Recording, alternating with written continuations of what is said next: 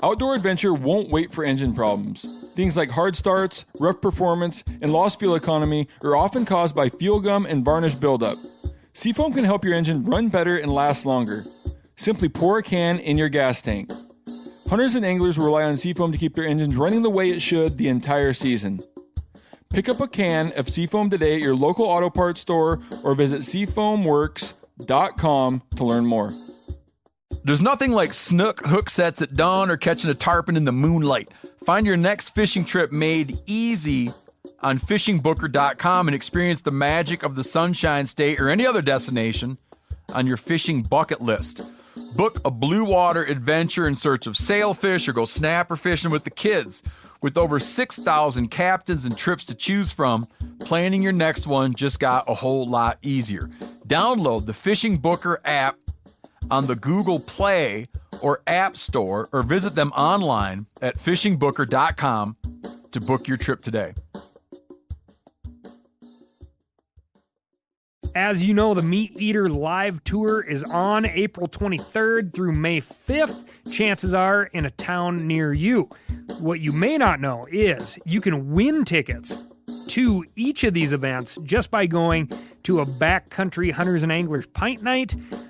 There's going to be a pint night in each of these towns: San Diego, Salt Lake City, Tempe, Anaheim, Boise, Sacramento, Missoula, Portland, Tacoma, where you can compete in Meat Eater trivia and win not only tickets to the show, but a chance to be on stage with all of us. So get your butt to a pint night, and we'll see you on stage.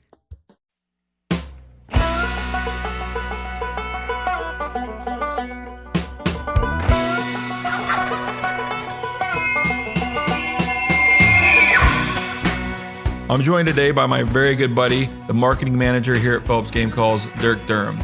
For everybody out there kind of wanting to know his turkey calling credentials, he has won exactly 0 turkey calling contests. He's been in exactly 0 turkey calling contests, but he's a dang good elk hunter. And one thing that we're going to kind of explain here is we love turkey hunting. We may not be the best at it. We may not know everything about it, but we're going to dive into why it just got this bad image amongst the Western hunters, why it's not as cool as calling in, maybe an 800-pound bull elk. But then maybe why they should consider it cool and why it is a bunch of fun and something to do in the spring. So welcome, Dirk. Oh, hey there.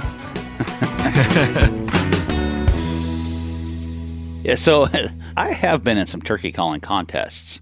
Oh, you have? All right, I'm going to correct turkeys. myself there. Okay. With turkeys. With turkeys. Okay. The real judge? Yeah, exactly. Okay. So we've got to chase elk all over, every fall. We also love the turkey hunt. I wouldn't say as much, but it's definitely fun. It's something to go out there and do every spring. And so that's what we're going to dive into. But first, we're going to jump into a few of our listeners' questions here that we've got. So the first one is, I've never hunted turkey before. What are the must-haves? So I'm taking this question as I don't need to go out and buy everything. But what are the must-haves? I'll let you take this, Dirk, and I'll see if I can add to your list at all. But I feel we should keep the list simple, whatever it is for calls, whatever it is for gear, shotgun, that sort of stuff. Like, what's the minimum you can go out with in the spring and be successful? Yeah, so if you're a diaphragm guy or girl, you can definitely get by with just diaphragms. You can locate with diaphragms, you can call them in with diaphragms. But I will say, there are some days that diaphragms sometimes just don't cut the mustard. I call as loud or as different or as soft as I want, and sometimes I just don't get any response. But man, you break out a box call, and wow, I mean, it's just a game changer. I don't know if it's just that sharp pitch of a box call or what, but I feel like that's like a gotta have. Like they're easy to use, especially for new callers. They're just super easy to use. They're versatile, and it's a great way to mix it up. Yeah, and I'll take it, as far as what weapon you need. If you're an archery hunter, you can just take your normal archery setup. If you're going to go out there with a shotgun, any 12 or 20 gauge will work, especially with today's ammunition, some of the TSS loads and some of the crazy stuff they have out there. Like, you can dang near take a 410 now, and they've become a viable option now that there are TSS loads and you can get so many pellets out there. So any shotgun with the right ammunition a couple diaphragms, a pot call with a couple strikers. But I wouldn't say they're must-haves. It's just nice to have because, like Dirk said, some days those turkeys will answer one versus the other. Pot call is just like the box call, very easy to use. And I would say it's not an absolute must-have, but it makes the whole thing a lot more enjoyable. Some sort of seating pad or a seat. You don't necessarily need decoys. They're nice to have. But as far as the must-haves, some way to locate the bird, and then some way to call it in, and then some way to kill it. So, your bow or shotgun, a couple calls, whether it's a diaphragm, a pot call, and then, most importantly, you need some birds on the property you're hunting and have them, fairly well scouted out. Man, I couldn't agree more. Like on that the seating pad, I've been the tough guy all these years, and, you sit down on the ground and it's cold and it's wet and or sometimes uncomfortable. And last year when we were hunting with our good buddy Randy Milligan in in Kansas, he had these little seats, these super low profile seats for turkey hunting. And to me, that was a game changer. Yeah. Man, it was so comfortable. Yeah. You could sit there motionless comfortably forever. Whereas the other option is sit on the ground and, man, your butt gets cold or tired, your legs go numb or whatever. So yeah. I mean, I noticed, Dirk, you didn't fall asleep at all on that first night when we didn't have the seats. And once we had those seats, you were like 3 for 6 on naps. So it was the comfort level definitely rose when we. No, it is. It's just the more time.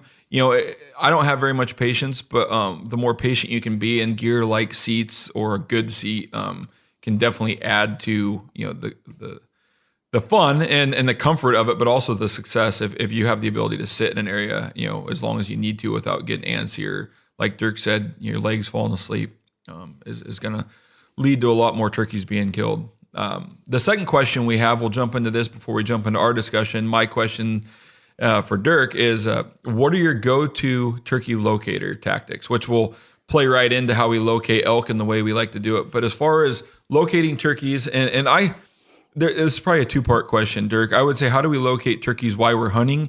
And then how do we try to locate turkeys, either for the roost or using, non-turkey sounds to locate turkeys? So for years, and until actually last year when we came out with that new crow call, the Meat Eater X Phelps crow call, then I just used my voice. I would either use owl hoots or crow calls. So I would, or more North Idaho, we don't have crows really. We have ravens, right? So I would just use my voice. You always kind of feel weird doing it too, Yeah. You start going especially if you're with somebody who's a new turkey hunter and they don't know anything about it, my wife or kids, and you get out of the truck or you hike around and you're going, I mean, it gets kind of weird at first, like, whoa, yeah, they're a little taken back. Yeah, why are you scaring these things away? Yeah. And in fact, elk hunting before in the fall, I've had turkeys answer my bugle in the fall. They don't typically bugle or gobble a lot in the fall, but I've had them answer me from the roost tree in the fall. Yeah. I don't like to use coyote howls and stuff when the turkeys are on the ground or when I have to hunt them. So like in the morning and stuff, but that's kind of our go-to locator at night. Once they're up in a tree, if you give a good yip and get those turkeys so we can locate them in the roost for the next morning. But once they're, let's say it's early morning and we actually have to hunt the birds, I don't want to put any extra pressure or concern on them that there's a coyote on the ground in my direction. So we use a lot of crow calls. Similar to you, I cup my hands and do kind of a hooter, an owl hooter sound that we use, pileated woodpecker. And then a lot of times once we get going on the hunt, we're just using our turkey calls. It seems like a hen yelp or a little bit of cutting seems to get them going maybe more so than the straight locator. But we kind of just play to what they're responding to. If we're getting them to answer a crow call, we'll stick with it. If they're answering, hen calls, then we'll stick with them. But yeah, we reserve that coyote howl for roosting them at night, which seems to be, our best tactic as far as nighttime locating. So yeah, that's how we go about locating turkeys while we're hunting or while we're putting them to bed and roosting them.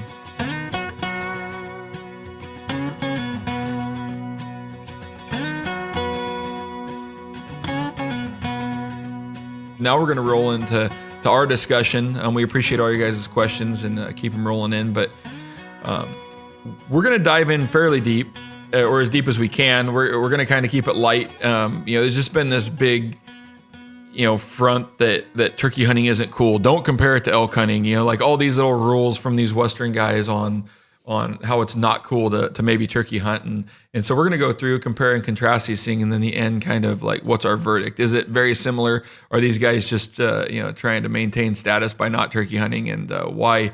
I think ultimately we're going to be able to say why you should be turkey hunting every spring if you like to call animals in. Yeah, I think there's some weird bravado or something, us Westies, as the Eastern folk call us. Us Westies have, a lot of us, are like, turkeys, they're stupid or whatever. They're dumb. It's a dumb bird or whatever. But it's nothing like elk hunting. But there are definitely some crossovers and similarities. And I think, a lot of us out west, we're just not that good at it compared to the folks that just live and breathe it. So, and it can be frustrating. So I think there could be some of that too, some animosity towards turkeys from us guys out in the West. Yeah, I've said it before. Everybody likes to label turkeys as a dumb bird. I could drive down the road and shoot them out my window, and which is true until you have a shotgun in your hand and like step outside your door, and then they become maybe the smartest bird, on the ground. And so it's why they seem very, not very intelligent at quick glance. Like when you try to hunt them, and as long as you say that you're not going to shoot them off the road, you're not going to shoot them as you drive by, you're not going to shoot them out of a tree and go and hunt them, they become fairly challenging. Yeah.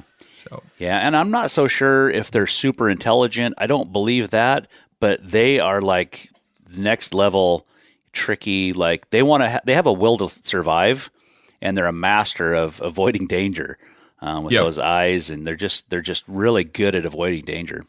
Yeah, and just their like daily timeline of them all flying out of a tree, the tom staying with the hen, why we want to be out there and call them in, and then just the I guess their daily routine makes them very sometimes difficult to kill, because he's not going to leave the hens that he's with until they go to nest, and by that time we're ready for a sandwich and we're heading in for lunch. So there's just things that are in place that just turkeys are just doing what turkeys do, but it seems to make them tough to hunt at times, or to get that tom to break off. Yep, I agree. Yep. So let's compare how we like to locate elk compared to how we typically locate turkeys, and kind of walk through that process. So, we've always said, elk hunting, you can either locate with a location bugle, or you can locate using your binoculars. The same can be said for turkeys. You can locate them by glassing them up, but a lot of times I would say we locate more turkeys by being audible. They're a little tougher to spot. You're not going to sit across the canyon necessarily. You can and look for them. You're mainly going to hear them talking to you, or you're going to spot them at like the back of an ag field or something. The one major difference, which we can jump into, is turkeys can be located with shot gobbles. We can use other sounds, whether it's crows, peacocks, some of their natural predators out there, some of the animals or birds they don't like, door slamming, elk bugles during the spring, almost any loud sound we can use to locate them, which does give us a little bit of an advantage on locating turkeys, because, when you locate with an elk call, you've now announced yourself as a cow or a bull, and their attention is now drawn to you, versus if you're using a turkey call, you can locate them with a call, or you can use a shot gobble, which now they're not necessarily as concerned or paying as much attention to the direction that your crow call came from, because they're not, as focused. So let's walk through, Dirk, like, a little more in depth, how we locate elk, and then how we go about locating turkeys, as far as like, take us through a day. You didn't have an elk spotted, we're just going to go run ridges, versus you don't have, turkeys roosted. How are you going to go locate, and how those, compare and differ? Well, I think folks who are big turkey hunters, they call it running and gunning, right? So you're basically covering a lot of ground quickly, and you're just trying to pick up a bird with your locator calls. You may stay in one spot and call for just a little bit, whether it's a minute or two, and if you don't get a response, you move on to the next spot, and you're just trying to cover as much ground as you can to find turkeys. And we do the same thing with elk hunting. It's uncanny, really.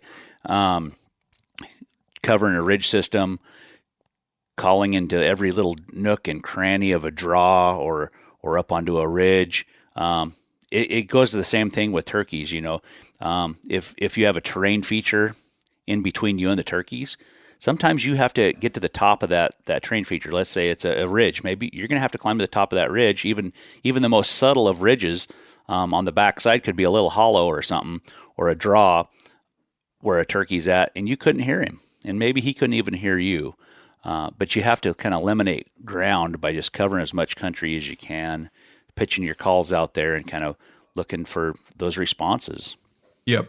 And it's very similar for me as well. Like, aside from glassing them, if we're, turkey hunting in Eastern Washington, which is similar to some of the country we elk hunt, we're going to jump up, get on a ridge. That way we can, utilize both sides of the ridge, cover twice as much ground versus being down in a bottom or, half hill on one side. And then we're just going to throw locations off of both sides, whether it's, loud yelps, whether it's crow calls, and, whether it's a location bugle for elk. We're literally sound checking every little pocket, every little area, walking down that ridge. And we're just looking for a response so we can get that game started as we walk down that ridge. And run, versus if where we were in Kansas last year, when we're, in a more flat area, you're looking more of that fringe area, you're on the edge, you're maybe calling down into those bottoms, you're calling into terrain differences, but you're not necessarily running ridges like that. So, real similar as far as how we locate them, how you want to get up, let the sound travel a little bit farther. And, seems to be, I was just thinking about how I locate turkeys and elk. Sometimes maybe it's the first day you're there into a new area and you've just never been in that place. I'm driving all the roads and checking out the lay of the land. I'm checking out where all the other hunters are hunting. And I don't typically want to hunt elk or turkeys by everyone else. So I'm getting the lay of the land, seeing where everybody is at. But you can also spot a lot of turkeys out of the truck, especially when, they're chasing hens from like the feeding area to their bedding area, or from their bedding area to their feeding area. You can catch them crossing roads. You can see them out in clear cuts. You can see them in the fringe of maybe big meadows, just covering country. If you just have no idea where to start, getting some glass, doing a little glassing here and there, but just covering a lot of ground with your eyes and then diving in from there and doing the run and gun technique is just great. Yep. I agree with that. Learn the land, learn where you would want to be. If you were a turkey, you use your past turkey hunting experience to kind of figure out the area. And then, like you said, get away from people and focus on that. So let's assume we've located some turkeys. Similar to let's assume we've located some elk. We have a pretty good system dialed in for elk. We check the wind, which we don't have to do for turkeys. We move in close. Thank God. They would be really tough to kill. But we get the wind right. We figure out kind of the terrain and the vegetation we're dealing with. We get close, and then for us, we typically bugle, but we might start with like a lower progression and work up. What does your system or your turkey hunting script look like as far as, all right, we've located them. Now, what are we going to do? And I would say after hunting, with you, getting to turkey hunt with you, we've got a fairly, scripted system the same way. Like we're going to move in the same way Chris Parrish and, Randy and all the guys we've turkey hunted with. You're literally locating birds. The only difference is we don't have to check the wind now. But how do you feel like that part of your turkey hunting like strategy compares to your elk hunting and where they may differ? It's very, very similar. Once I have them located, I want to get close. I want to get close as I can without getting picked off by their eyesight.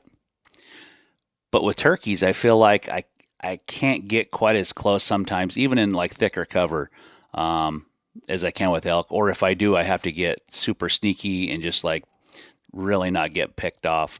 Elk, I think you can get a little, even, elk a lot of times, they're living and dying by their nose, but they rely on their first defense is their eyesight.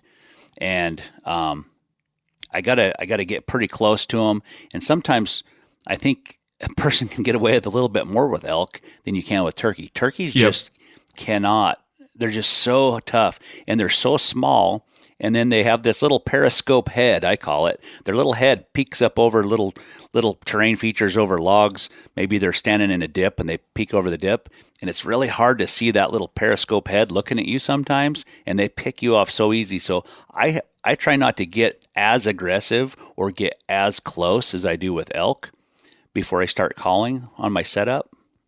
Yep, I'm the same way. And what seems to happen is every time I've tried to get super aggressive, move in on the bird, they're harder to spot. It's a 20-pound turkey versus an 800-pound yellow elk. So a lot of times I get caught like not seeing them first, where elk, I feel like I've got a pretty good chance of spotting them first because I'm looking for them and they're not necessarily looking for a person walking through the woods. So that was number one. Like a lot of times I bust turkeys a lot more than I do elk. And number two is even if you are moving super slow, I'm probably guilty of not glassing enough when I approach elk, but with turkeys, I got to really slow down, use, your binoculars. I carry 10s with me everywhere, but, back east 8s might make more sense, but, really just glass everywhere you're walking to, be a little more patient. And it seems like as we're approaching, a lot of times turkeys, maybe even more so than elk, they just kind of shut up for no other reason than they just don't want to gobble for a second. And even though they're right there at 100, 150 yards, they just haven't gobbled in a while. And I get impatient. I end up walking closer to where I thought the turkey was and end up busting them somewhere. Either those turkeys were on their way or they did just clam up and be quiet. They didn't want to gobble.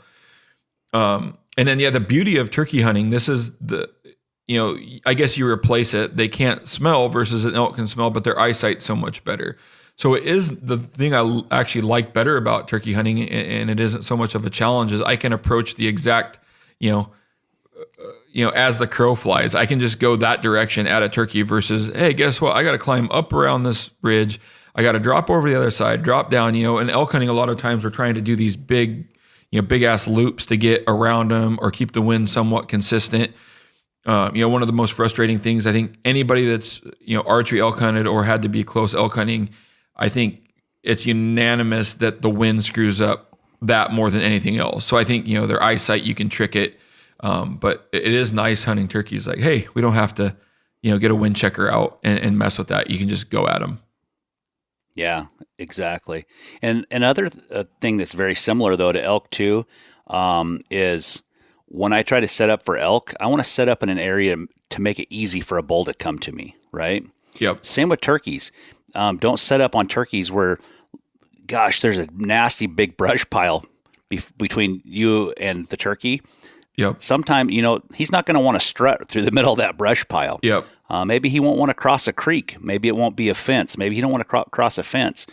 It's the same with elk. You want to set up to where it's just like super easy for them to come to you. You want to make it as desirable for them to come over and fight or breed as you can. Yep. So, all right, we've got our approach. We figured out how we're going to get close. Dirk's saying we're not going to get as close because we can't be as aggressive. Let's say you finally got your good setup. This is the spot it's going to happen. What call are you going to first? And then kind of what's going through your head on an elk? We play the temperament versus what's going through your head on a turkey. And then I'll follow up with kind of how I think about that as well, because I think this is where it may differ kind of a little bit from our elk hunting strategy to turkeys. Well, as with elk, I'm usually experimenting with that elk to see what call he reacts to the best. Some folks will say, "Oh man, here's your go-to silver bullet elk call. Like if you do this elk call, they're going to come running." But gosh, I just haven't found that. I just kind of called it the disposition of the bull, and whatever he replies to. And you can tell when he really likes something or really doesn't like something. Maybe you can hear the change or tone in his voice. So that makes it easy to kind of know what he really likes. Now, turkeys, I don't know that, I haven't hunted them enough to tell the difference between when he's getting mad versus a regular gobble. And maybe there's no difference. Yeah. I'm not sure. Yeah. But for turkeys, I'm going to give him the same, I'm going to give him some calls, and whatever he reacts to, okay, he likes those. That'll probably kind of be what I stick with. But as I've learned, just to call, just to make him gobble a lot, that's maybe not what I should do. It's fun to say, Yeah. oh man, he gobbled again. Keep calling. But sometimes, once you kind of get them on the hook, less is more. I think let them start having to come seek you out, find you out, and maybe even just shut up for a while and let him get kind of worried, like, hey, did those hens leave?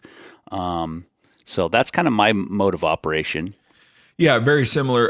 The one major difference I would say is and I'm speaking for you and me, like our approach to elk is a lot of times, I would say 80 to 90% of the time we're throwing in, bull sound. So it's whether we want to call it bull to bull communication versus on the turkey calling side, I would say it's the complete opposite. Maybe 5 to 10% of the time are we going to actually gobble at a tom that we're trying to call in. So with that said, in the elk calling world, we will throw in more, cow sounds, calf sounds, but then I would say our calling system plays on the temperament of the bull we're trying to call in it, and we try to get him fired up, through bugling most of the time. We'll both agree that we would call an elk in with cow calls any day of the week. It's not as fun, but we're not above that. Versus on the turkey calling side, we're also playing to their temperament, but we're using hen sounds the majority of the time and gobbling a lot less. So you are, kind of changing your tactic on bull to bull versus hen to gobbler or hen to tom type speak. And, a lot of times, like you said, be quiet. We use a lot of the same tactics. If that turkey is gobbling kind of half-heartedly, we set out a 7 yelps and that turkey gobbles maybe 10 seconds later. It's like, well, he wasn't really gobbling at me, but maybe we got him, with his head up and he's seen another hen and he gobbled versus, the same thing with an elk. If we bugle and he doesn't hit us right back, we're like, oh, he's not fired up at all. He's just he's semi-interested. And then similar to that, I think we're always trying to turn, what we call turn the temperature up on the elk. It's like if we can slowly work him into being a pissed off bull, or if we can slowly work him into caring more about our calls. I think we do that with a turkey a lot as well. Like, oh, he's slowly, gobbling, and then you're like, well, he gobbled, and then maybe you cut fairly quickly after. Like you're trying to get him interested in what you've got going on. But the same thing, if a bull seems half interested, maybe we shut up. If a turkey seems half interested, maybe we shut up and just see if he comes, over our direction. So as far as calling strategies, I think there's a lot of similarities. The main difference is, we're the bull trying to fight with a bull for the chance at his cows versus on the turkey side, we're a hen just kind of, calling him away from his hens or to come over and check you out, which in both instances go against kind of the way nature works. A turkey gobbles so that a hen will come find him. We're trying to reverse that. An elk bugles so a cow will go find him. We're bugling so that he will come fight us so we can take his cows. So that's kind of how I look at what we're trying to do with our calls there. Yeah, that's a really great point, Jason. I could probably count on one hand how many times I've gobbled at a turkey to try to call it in the last years. It's just not common. You just don't do it. And then trying to get a call that replicates a good gobble is hard too. Yeah, there's lots of reasons why it seems like gobbling's always just kind of been a last resort.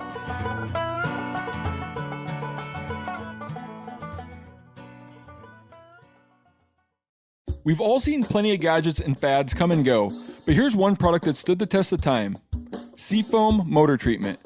Lots of hunters and anglers know that Seafoam helps engines run better and last longer. It's really simple. When you pour it in your gas tank, Seafoam cleans harmful fuel deposits that cause engine problems. I'm talking common stuff like hard starts, rough engine performance, or lost fuel economy.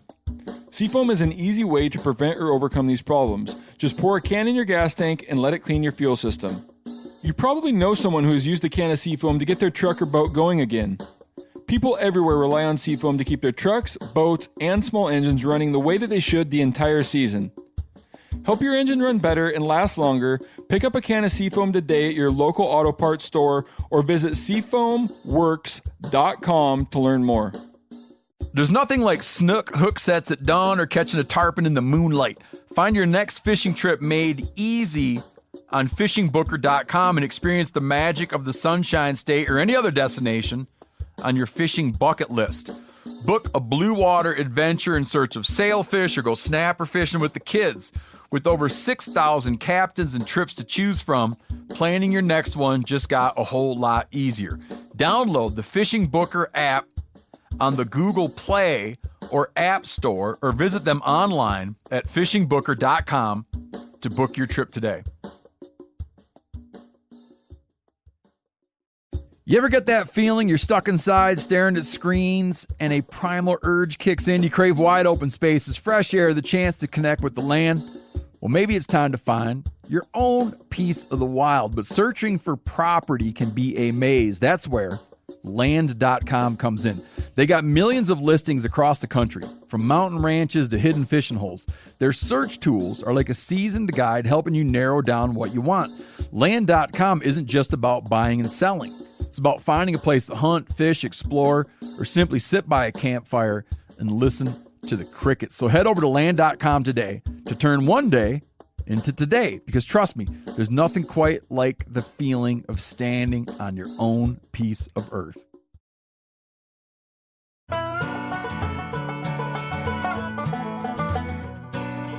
Now let's go into more of the, how do we find them? We mentioned earlier, it's easy. I like turkey hunting, and I'm not necessarily saying it's easier than elk hunting, but if we've did our job the night before, a lot of times I know I'm going to start within 100 to 120 yards of a roost tree. So every morning I go out turkey hunting, I know there's going to be action. Now I would say, 75% of the time I know when I go out elk hunting, I'm at least going to be somewhere in the elk from either the day prior, or we've just got ourselves into a spot that's going to be good. But let's go into how we find, turkeys and make sure we're in the action versus how we go about, finding elk, whether it's, getting up on the highest point, glassing the most amount of country, checking their feed areas, just knowing where elk want to be versus, all right, let's say we've got them in the roost trees. Then, and this depends a little bit whether we're hunting Merriam's in Eastern Washington or whether we're hunting Easterns, back in the Midwest. There are different ways and different strategies on where we're going to go find, those turkeys. But go through kind of, and we have a little bit the differences on, finding elk. So we think of things like, open parks in the high country, where I live here in Southwest Washington, clear cuts is where they're going to find their food. And then we go into what I would almost consider our subcategory. It would be wallows. Some of these other places that we focus on, passes through a ridge. Versus, are there any similarities with turkeys, like dusting zones? So some of those things, Dirk, if you can go into that, as an elk hunter, we've got 5 or 6 types of areas that we love to go look for elk versus on the turkey side, aside from the roost tree, how are we going to go find these turkeys and compare it to finding elk? Some of the places I love to find turkeys, a lot of times in that afternoon, for some reason, I call them strutting grounds. Yep. And these places, a lot of times, are like a fringe area. Maybe it's a knoll. It's just a little higher spot where they can see and can be seen. Let's say these toms don't even have hens, but they like to go out and just kind of strut. It's usually 2 or 3 toms. It's like 3 buddies out there flexing in front of a mirror. Trying to impress some ladies, get some attention. Yeah. But it's usually at the fringe of timber, or maybe it's in a clear cut, but it's at the edge, and a lot of times it's maybe, or a small meadow or something, kind of a small meadow that's not, you're not looking at a meadow that's a few hundred acres. Maybe it's a meadow that's 5-10 acres, where they feel like they can expose themselves without being too exposed, if you see what I mean. Yeah. So I really love trying to find those places. And sometimes, that's like I was talking before, when I'm trying to cover country and I haven't even found any turkeys, those are the kind of places I would look.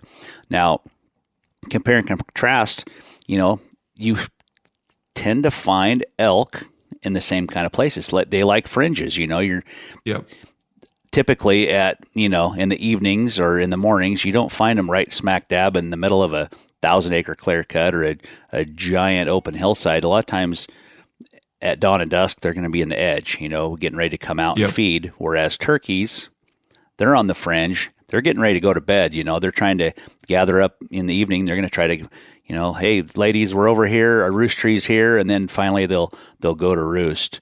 But those fringe type areas are great places to set up. in the past, I've chased turkeys where I have a heck of a time in the morning getting them to come to me off the roost. All they care about is chasing those hens around and leave me in the dust. Yeah. But a lot of times, a great tactic I like to do is if I know they kind of like to strut, their little strutting grounds, I'll go set up near those places, whether it's in the afternoon, maybe it's in the evening. I want to get on their pathway to where they roost and then call them in on their path to the roost, because they're going to come that direction anyway. And, oh, hey, there's a hen right over here. I'm going to just detour just slightly and get over to her and check her out before we go to bed. Yep. Yeah, and where we're checking wallows compared to dusting areas or strutting areas, where they're checking passes in the ridge for elk movement. There are a lot of similarities. Maybe not the same areas where we're going to see if like a turkey's went through a pass, on a ridge line, but changes in terrain have been a spot I always go and look. If it's a big steep hillside and there's a bench through it. For some reason, turkeys, just like elk, love to sit at that kind of grade break or that difference in terrain. The thing can be covered with the same vegetation all the way up, but if you put a little bench out there, it's just, turkeys don't necessarily need to be there, but it seems like they hang out there. And my ultimate favorite way to find turkeys in the middle of the day or, at a time where I'm not on anything, so rather than cold calling, is just old 2-track roads kind of through the forest.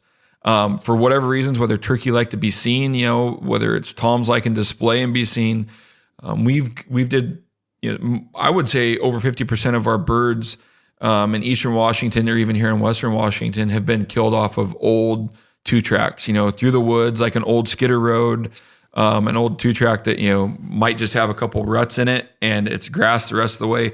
Like those birds like to use the path of least resistance as they move through. They don't like to get wet. So they're just walking down a 2-track.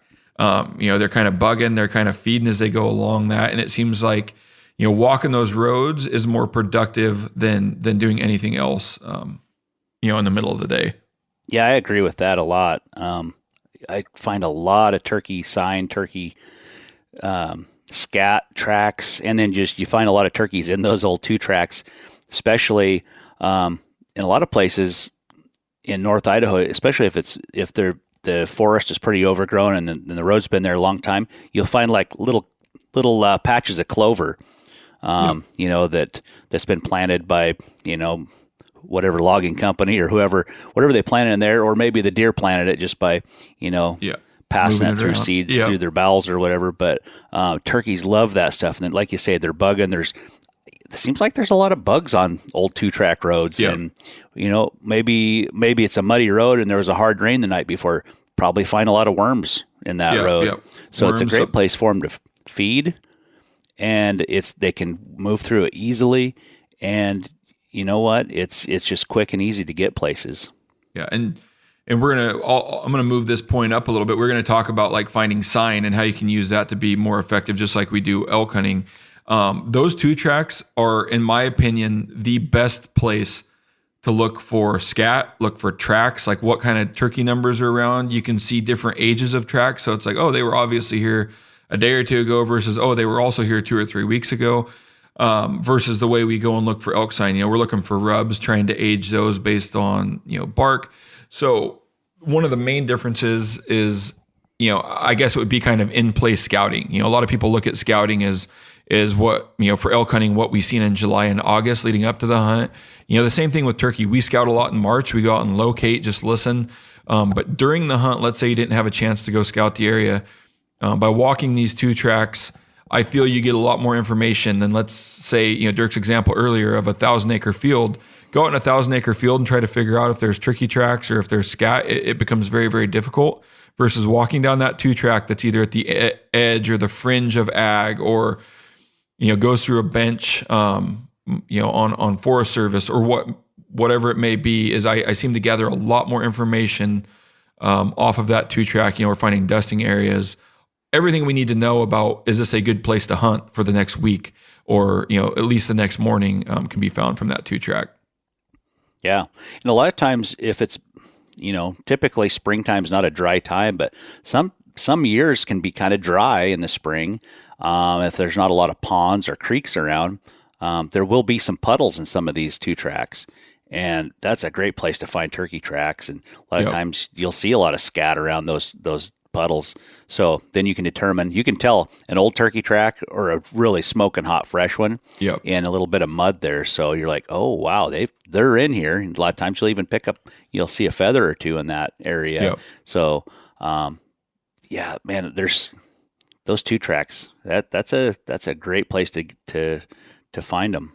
Yeah. I remember a little bit about my past, like watching the Truth series from Primos. You'd watch them like walk the 2-track through the old hardwood bottom, and it's like it just seems like turkeys and 2-tracks are just meant to be. It seems like a great place. We've hunted off of them forever. And then one thing, the reason I like just hitting a 2-track is it lets me cut the country up really quick. Out here in Eastern Washington, where I kind of grew up, cut my teeth turkey hunting, is what we see in March, where a landowner may say, all the turkeys are in the back field, whatever that may be. As these flocks start to break up and separate, the Merriams, for instance, they move a lot greater distance. And so what might have been loaded with turkeys, mid-March, end of March, by the time you get to, April, end of April, they've dispersed.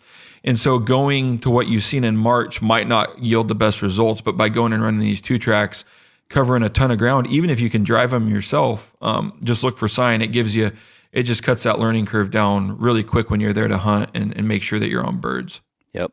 That's great. I talked with Chris Parrish a little bit last week about what he looks for in a setup. But Dirk, tell me what you look for in an elk calling setup. Like, this is the place it's going to happen. You'd mentioned earlier, you're looking for the elk to have an easy way to come in. We're not trying to, put any roadblocks or hurdles in their way. What are you looking for when you go to set up on turkeys? This is where you want to call to him. You're 100 yards away. He seems to be coming your direction. Like, what's the ideal setup on turkeys versus elk for you? And I believe these share dang near, in my opinion, every similarity, but I'll see if you can find any differences when you're setting up. Yeah, I'm with you. I know where your head's at right now on this.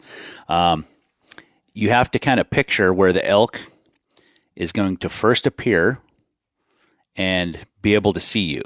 Wherever he could first appear out of the woods, I want to be very, very close to that spot. And I have to say the same thing about turkeys. I want to be close to where the first place he could see me. Turkeys now, I don't know if I want to be super close to that spot, but I want to be fairly close within shotgun range, which is it's pretty close. Yeah. For the most part, but and it's similar to archery range for elk. You want to be pretty close, but man, I don't know if I can pick a difference there. I want to just be super close. Now, I will say I will kind of maybe even be a little bit more concealed as a turkey hunter than I would be an elk hunter. Like I would crawl in behind a bush with just enough room for my shotgun to stick out if I'm not trying to shoot one with a bow. But for elk, I want to get in front of, said bush or in front of a tree and try to let my camo work more than the surroundings, because turkeys are just so darn sharp-eyed. Yeah. What do you think? Yeah, I mean, it's real similar. In elk, I would say the tree isn't as an important of a part of my setup versus like turkey. I always try to get my back against a tree. That way it's breaking up the majority of my outline.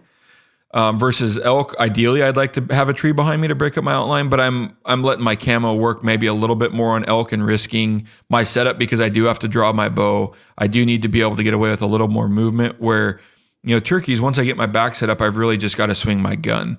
But other than that, I don't want to set up behind a pile of brush for either. You got an arrow hanging out the end of your bow. You don't want to have to turn and get, 30 inches of arrow tangled up in brush. You don't want the arrow to fall off your rest.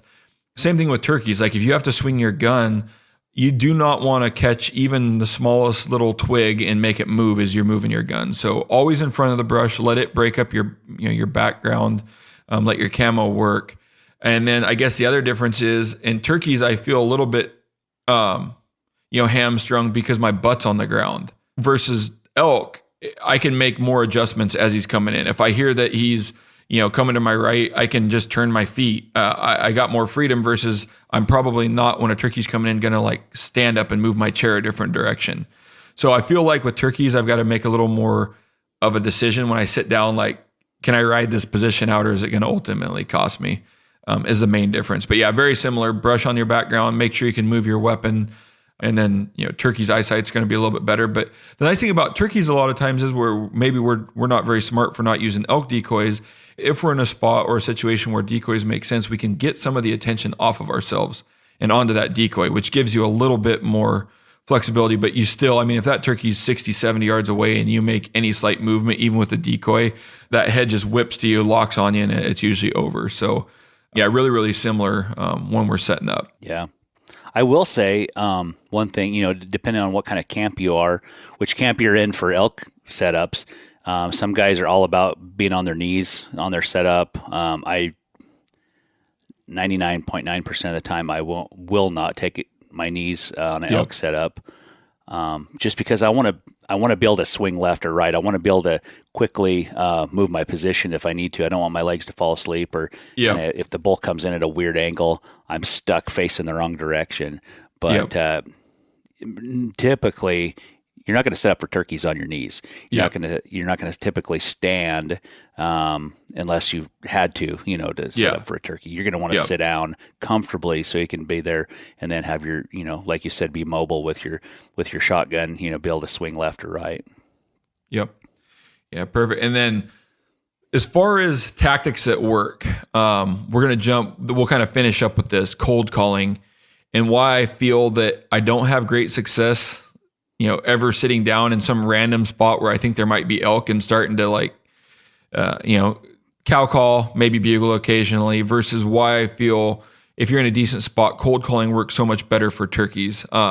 With that said, I will add the asterisk that we've did a lot of our own little made up rep parties the last couple of years during elk, and they've worked fairly successful. But I think we sit down knowing that there was a bull around, 400, 500, 600 yards within the last 20 minutes. So I would say those are lukewarm calling setups, but where truly, if we don't know anything is around and just sitting down, picking a spot and starting to call, why I think that works so well, on turkeys versus why it doesn't work so well on elk. I'll let you take a crack at why it doesn't work so well on elk and maybe why it works so well on turkey, and then I'll add to it if we've got some things to add. Yeah, well, I think one reason it's a little bit weird for elk is we get back to that whole nose thing. Sometimes that cold calling setup, you will get a reaction from an elk, but it won't be a vocal reaction. It'll be a reaction by him coming and checking you out. And a lot of times they'll come in downwind, and you may not even ever know it unless you hear a twig pop or something. You may hear a little bit of something, and then you never hear anything again. That could have been a bull that came in to check you out, and he was smart enough to come in downwind. Whereas a turkey on your cold call setup, they come in, as long as they don't catch your movement, eventually they're going to give themselves away. They're not going to smell you, and they may not even be vocal. They may not gobble, but you might hear them drumming. You might hear them kind of rustle in the leaves or whatever as they strut in. So I think there's a kind of one big difference why cold calling on turkeys is a little more works a little better. And sometimes it seems like when I'm cold calling for turkeys, it's middle of the day. Yeah. And I see a lot of toms, they're just out cruising in the middle of the day. They're just covering ground, looking for hens. If they don't have a flock to tend of their own already, they're just out cruising. And I see that a lot of just single toms out just looking. Whereas a lot of times middle of the day for elk, they've already kind of did their cruising at night and first thing in the morning. Now there's a big asterisk by that too, because when the weather's not, nice and cold, and maybe one of those old rainy days, overcast days in September, and they're really looking for love. Yeah, bulls they'll cover a lot of ground in the middle of the day too, if they don't have any ladies. But a lot of times, typically, elk kind of want to bed down in the middle of the day in their little sanctuary, catch up on their night's rest because they rutted hard all night or whatever. So there's never how do I say this? there's never always never, and there's never always always. on either one of those, that doesn't make any sense. That doesn't make any sense. I'm gonna have to write that one down, Dirk, to try to decipher what that just meant. Yeah, well, I guess you can't never say never, and you can't always say always, right? Yeah. There's so much variation, but there's some similarities through it. Yeah, no, I got it. And that's what I've come up with, like trying to figure out why and how come is, the main difference is I guess the similarities are, first thing in the morning, I would call it like active calling. Typically, you're on an elk or you're on a turkey and you're doing the, get ahead of them, chase them, try to get within distance.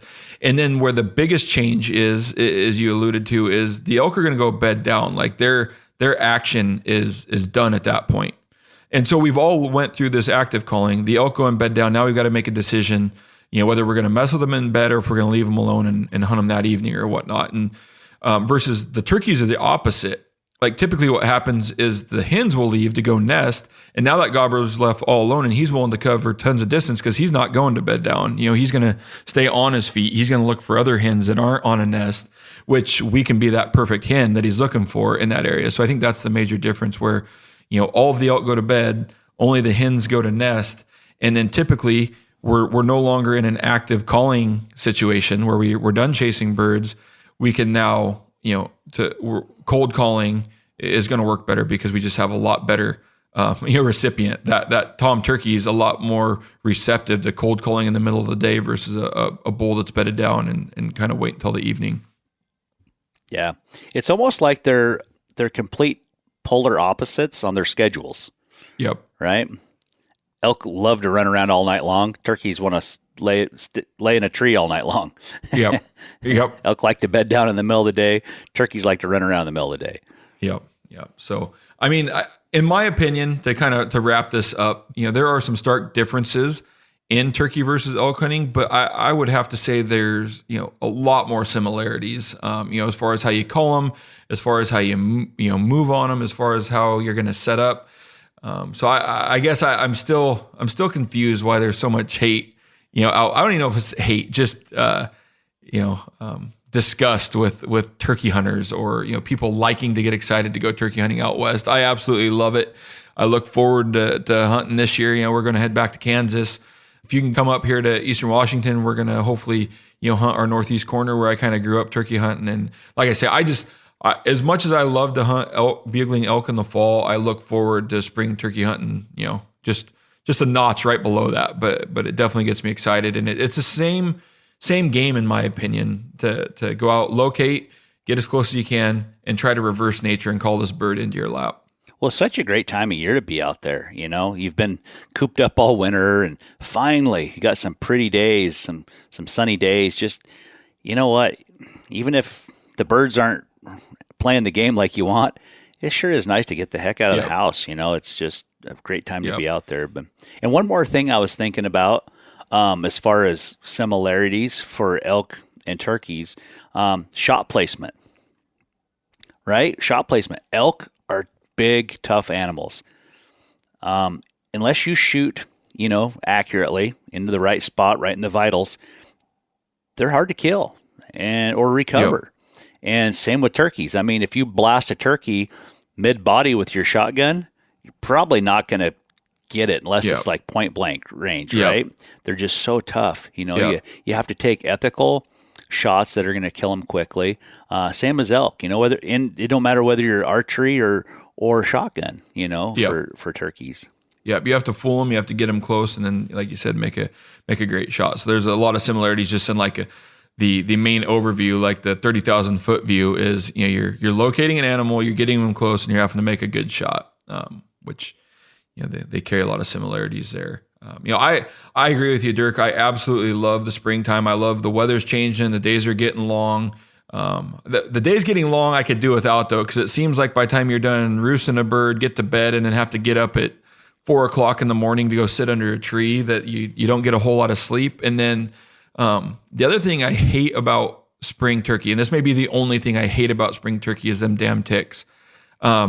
I've tried spraying permethrin, everything, and it still just seems like you're sitting there letting these things crawl all over you. I think we both ended up with a bunch of ticks last year, and limes. I and picked off having to, 8 of them.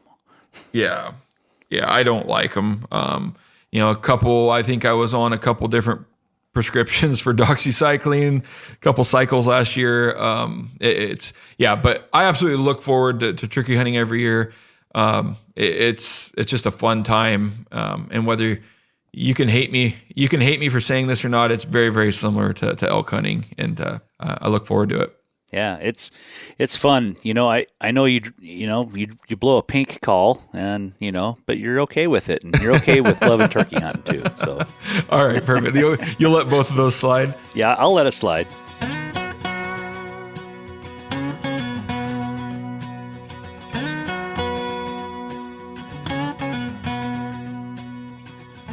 In closing, if you could give one piece of advice to turkey hunters out there that may add to their success, what would it be? It's going to be my kind of go-to for elk hunting. And it's be persistent. Don't give up. It's so easy to give up on turkeys and get frustrated. I think turkeys are way more frustrating than elk even. But you just got to keep at it, because I don't know how many times I've been frustrated beyond belief and then have it turn around in the next hour to where it's like, oh, wow. Yep. I'm probably the best caller in the world after that little performance. Yep. So you just you have to let your calls work. You have to give them time to work, and especially if you're a new hunter and you just haven't had a lot of interactions or success calling turkeys, it's okay. Just stick with it, because you'll get it. You'll get it, and then you'll start seeing all the nuances of like where it went right and where it went wrong, and then you'll be a lot more consistent at killing them. Yeah. Well, I really appreciate having you on the show here today, Dirk, and good luck this spring, and look forward to chasing birds with you. Yep. Sounds good. Can't wait.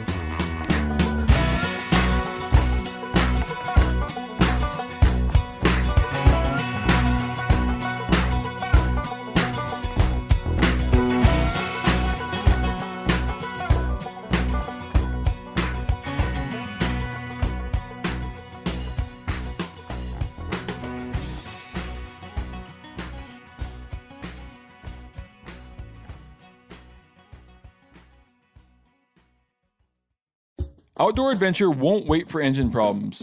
Things like hard starts, rough performance, and lost fuel economy are often caused by fuel gum and varnish buildup. Seafoam can help your engine run better and last longer. Simply pour a can in your gas tank. Hunters and anglers rely on Seafoam to keep their engines running the way it should the entire season. Pick up a can of Seafoam today at your local auto parts store or visit seafoamworks.com to learn more. As you know, the Meat Eater Live Tour is on April 23rd through May 5th. Chances are in a town near you. What you may not know is you can win tickets to each of these events just by going to a backcountry hunters and anglers pint night. There's going to be a pint night in each of these towns: San Diego, Salt Lake City, Tempe, Anaheim, Boise, Sacramento, Missoula, Portland, Tacoma, where you can compete in Meat Eater trivia and win not only tickets to the show, but a chance to be on stage with all of us. So get your butt to a pint night, and we'll see you on stage.